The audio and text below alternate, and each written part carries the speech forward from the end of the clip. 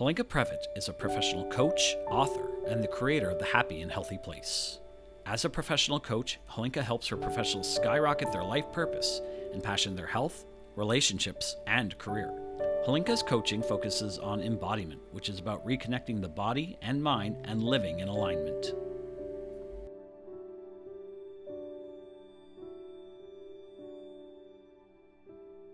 Meditation can sometimes be a little bit challenging to define because depending on the culture that you're looking into or sort of the methods that you're looking into, you'll have sort of a different way to meditate or a different definition to meditate. So let's talk about what we're not going to talk about today. What we're not going to talk about today is sort of specific types of meditation. We're not going to talk about really the religious aspect or the spiritual aspect of meditation. We're really going to talk about meditation used to help with a state of stress and overwhelm for our bodies. So we're not going to talk about that meditation is actually in the Bible and sort of when you should do it or when you should not do it, because really what I want to do is sort of reframe meditation so that it's accessible and easy for everybody. So at its core, meditation is a way to train your attention so that you can really actually tune into yourself and create this really calm and stable emotional state, right? It's a way to train your attention so that you're able to increase your awareness. Awareness to yourself, awareness to your thought patterns, and awareness to the world that we're actually living in around us. So when we take that definition of meditation, it really covers all the other different sort of methods, all the different terminologies, all the different ways to meditate, and really keeps it super, super simple that you're actually just training your attention on your thoughts and your awareness for yourself.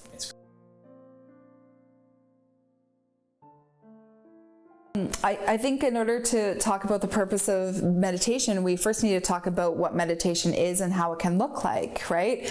There's a stigma that in order to meditate, we have to live in the mountains and be in the Himalayas and be a monk and not talk to anybody forever and really have this really isolated, non-verbal state. And that's actually not the case, right? And so when we take that definition of meditation of training your awareness and training your thoughts and your attention, really anything that you can actually do to bring yourself to yourself or really practice this mindfulness and practice presence within yourself can be used as a method of meditating. Okay, so to be able to sit down and close your eyes and concentrate on your breathing, absolutely, right? That's going to be sort of one aspect of meditation. But you can also train that attention and train that awareness, creating that calm mental state while you're out for a walk. As long as you're doing that walk mindfully, and you're totally present within yourself and in your thoughts, both from a physical and a mental state, and not being distracted by music or podcasts or all the different things, right?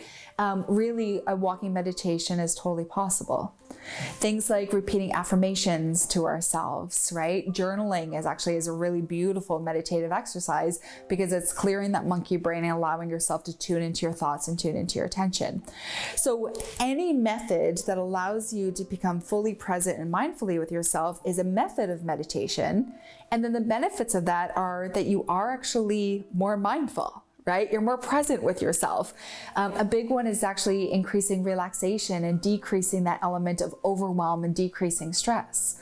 We know that those who actually meditate sleep better, right? You're able to actually handle stress because you're able to actually be present with the priorities. You're able to present and articulate your needs. You're able to actually be more attentive to a detail and sort of decide what it is that you actually want to do. There's also this beautiful calming effect where you actually get to be more satisfied with your own life and satisfied with the choices that you're actually making. I love, there's news anchor and journalist Dan Harris, right? And he unfortunately had a terrible panic attack on national TV. He actually writes about his experience with trying all the different types of meditation and what it actually did for him in his book called 10% Happier. Right? So that was one of the things that he sort of shared. Did it actually fix everything in his life? No, but he could actually calculate that it made him 10% happier. starting to meditate. So just like exercise, we talked about intentional movement last time, right? When we actually start with the idea, we have this idea that we want to meditate, right? We've seen the research, people maybe have sort of mentioned it to us, and you just don't know where you want to start. So again, it's reframing that and knowing that what it doesn't need to look like is sitting there in silence for an hour, right? So you're going to want to start with these really baby steps. And the reality is you're going to receive the benefits consistently over time. You're probably not going to feel much different after you take a part in a meditative practice once, right? It's going to be something that you're going to build up for time. So there's beautiful resources that are actually guided meditation. So if you have a hard time, especially if you're super overwhelmed and that monkey brain is going like crazy, using something that's like a guided meditation that's going to give you something else to focus on while you're training yourself to sit in that calm state is really beneficial. One thing I teach my clients is actually teach them to do the brain dump exercise first, then allow themselves to actually sit with their thoughts, sit with their breathing, paying attention to actually their physical state, right? Allowing yourself permission to actually do it for a few short seconds, a few short minutes, and actually giving your permission to do it multiple times a day is going to be something that's actually really huge. I love that.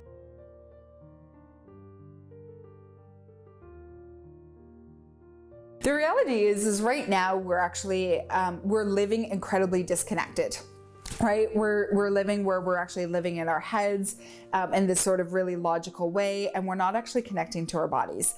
And the reality is our minds and bodies actually need to work together as one whole unit. And the reason why most people don't actually live connected to their bodies is because if they actually did, it would be too painful.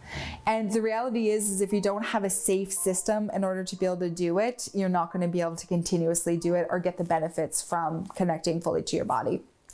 And so really, as we live more mindfully, and one of the things that meditation does is it connects our thoughts to our whole presence and brings us down to reconnect us to our bodies. Okay.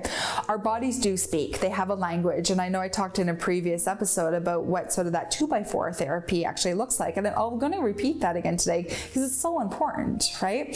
The reality is our whole being needs to work together, right? Just like we talk about our physical, mental, emotional, and spiritual health, we need to talk about our whole being as both our physical and our minds, right?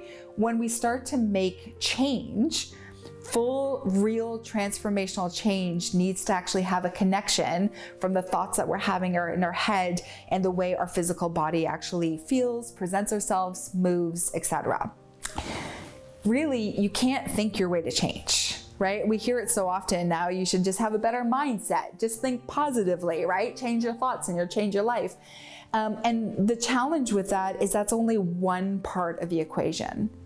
In order to actually make real transformational change, you actually have to embody it. You have to feel it within your body, and you have to connect those thoughts with the body that we're actually having. You cannot make any transformational change when you're in a state of overwhelm. No matter how much you actually change your mindset, no matter how much positive thinking you're doing, until you're actually in what we call a parasympathetic nervous system, until we actually connect our minds and bodies together, the change isn't going to happen. So one of the things that meditation does is it helps calm down our nervous system so that we're more mentally aware and able to have the attention to listen to the language of our body. Anything that we do that allows ourselves to pay attention, to connect and listen to the language of our body is what we call an embodiment exercise. And meditation is just really a beautiful way to be able to do that. And music for you does become an embodiment experience because depending on the music you play can actually elicit a certain physiological response. So if you want to sleep, you're not going to put on heavy metal. And the reason being is because that heavy metal is actually going to produce a physiological response in order to allow your mind to either be heightened and be excited or actually be calm, right? So we actually call that the process of embodiment. So when we talk about meditation and anything that's actually training our awareness, training our intention to actually create this calm and simple, calm, stable mental state, what we're doing is we are rewiring our brain, but we're also calming down our nervous system so that we could connect and pay attention to the language of what's actually going on in our body. And once you learn how to do that, like there's no reason to actually be in that state of overwhelm. Okay. One of the ways that I actually notice, I'll give you 2 examples, is when I'm actually in a state of overwhelm and things are going a little bit sort of too crazy and I'm not connected to my body. So when there's that disconnect for my brain and my body, I leave all the cupboard doors open. So you'll go into my kitchen and you'll actually can tell how I'm feeling by actually opening them up and closing them, because that is something that I almost have this disconnect that I'm unable to complete the task of closing the cupboard doors when I'm in the kitchen. So it becomes sort of a really funny way of showing me and sort of bringing to my awareness, like, hey, Halinka, start to pay attention. Now's the time that you need to take a few breaths. Now's the time you need to actually connect with yourself. While even standing there in the kitchen, now's the time to take even that 30 seconds to reconnect through a meditation. Because obviously my external environment is giving me information that I was not paying attention to.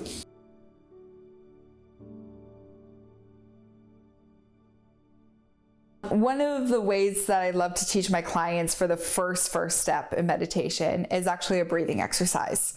And I love teaching a breathing exercise because it gives us something to focus on, so we don't have to sit there and close our eyes and be like totally overwhelmed with our thoughts in the moment.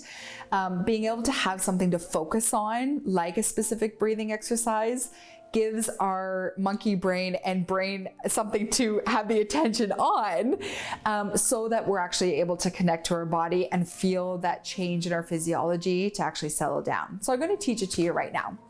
So the breathing exercise is actually called box breathing. And box breathing has been shown to actually decrease stress, decrease overwhelm. It's there to actually help improve attention, as well as help even improve quality of sleep. So if you find that you're laying in bed and you're having a hard time sort of calming yourself down, it's a great, easy way to be able to do it in the moment to be able to settle your nervous system down. So you're going to just sit nice and comfortably. You can keep your eyes open or your eyes closed. You can do this while you're driving and keeping your eyes open, or if you have a moment to actually fully disconnect, you know what I mean? Inviting yourself to sit comfortably and close your eyes. But you're going to start just to bring your awareness to your breath. And the very first thing is just notice the quality of your breath. As you bring your awareness to your breath, starting to settle it down and starting to lengthen it. We're going to start by warming ourselves by having a deep breath in. As you inhale, you're going to inhale for a count of 4. And then you're going to exhale for that count of 4, having your inhales and exhales be even. And taking 2 more times there to inhale for a count of 4. And exhale for a count of 4. Noticing that the breathing is going to become a little bit easier, less labored. Nice and simple. Inhale for 4, breathing in through your nose. Then we exhale through our nose, so that's just nice and easy. Now, as we add the box breath, we're actually adding a pause. So we're going to inhale for a count of 4. And at the top of the inhale, you're going to hold your breath for a count of 4, not moving. Then exhale for a count of 4. And at the end of that exhale, pause and hold your breath for a count of 4. We'll do that 2 more times. Inhale for a count of 4. Pausing at the top. Exhaling for a count of 4. Pausing at the bottom. We'll do that 1 more time. Inhale for a count of 4. Pausing at the top for 4. Exhale for a count of 4. And pausing at the bottom for a count of 4. And then just allow yourself to come back to your normal breath pattern. One of the things with box breathing, as you first start it, you may find yourself actually sort of, and maybe a bit of an overwhelm or that panic sensation when you're actually holding your breath at the top or holding your breath at the bottom. And that's because your body is in this heightened state of stress and overwhelm that it feels like it actually needs to be rushed. It needs to feel like you need to have that fight or flight response. And so as we start to lengthen our breath and take the time to pause at the top and pause at the bottom, what it's actually doing is settling your nervous system, reconnecting with your body and coming into that calm state so that your mind is actually able to focus on something, to be decluttered and actually fully connect with your body. when we're in that calm state and connected, both from our thoughts, patterns, and our bodies, and our attention and our awareness is there, then we're able to take that step and make the decision of what we actually need to do next, and allows yourself to make that choice and that action fully connected versus feeling like you're actually living that overwhelmed or you're living in that monkey brain state. The thing to remember about meditation is it doesn't have to be complicated, right? I think the one really sort of beautiful thing about meditation is it's really accessible. You don't need any equipment. You don't need anything fancy. Yes, you can find affirmations. Yes, you can find some guided meditations to be able to help you on your journey. But really, it's just a matter of connecting to your body and really being able to sort of notice what's happening. And the idea of actually sort of sitting with yourself, slowing down, focusing on your breathing is just such a beautiful way to calm your nervous system and fully connect with yourself.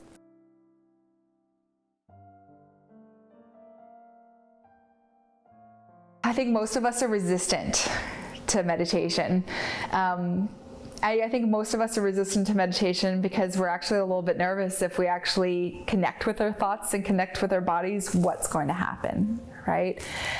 So knowing that meditation is one of the tools to help overcoming overwhelmed, it's one of the tools to help connect with your body.